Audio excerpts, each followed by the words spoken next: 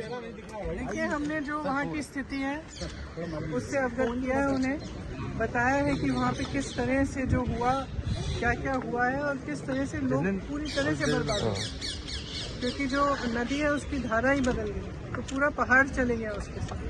तो यहाँ तक कि एक फोकस्ड एरिया में है नेचुरल डिज़ास्टर, लेकिन उसका जो इफ़ेक्ट है बहुत ही ज़्यादा है और लोग पूरी तरह से, उनके पास कोई सपोर्ट सिस्टम नहीं बचा। लोगों के परिवार, लोगों के घर, उनके बिजनेसेस, पाठशालाएं, जो भी था सब बह गया। तो इस परिस्थिति में अगर केंद्र सरकार कुछ न करे तो लोग क्या उम्मीद रख सकते हैं। तो हमने अपील ये भी की कि राजनीति को परे करके जो मानवता के तहत, मानवता के आधार पर जो हुआ है, वहाँ के लोगों को, वहाँ के बच्चों को मदद की जाए।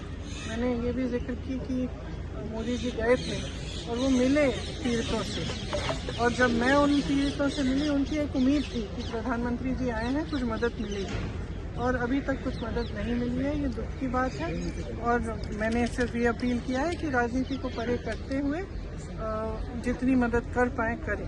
क्या भरोसा मैम, सरकार ने कोई आश्वासन दिया है? मैम होम मिनिस्टर ने क्या आश्वासन दिया, और आप लोगों ने प्रधानमंत्री से मिलने का समय मांगा था, क्या आगे पीएम से भी मिलेंगे? We have given representations to the Prime Minister also, Home Minister also. The devastation that has happened in that area is complete. It is a small area in which whatever was in the way of the river, when the river changed course, it has taken away. So it is not just a question of people losing one member of a family, or maybe some part of their home, or some part of their life. The people who are affected have lost absolutely everything. There are people who have lost every member of their family, young children. They have no support system.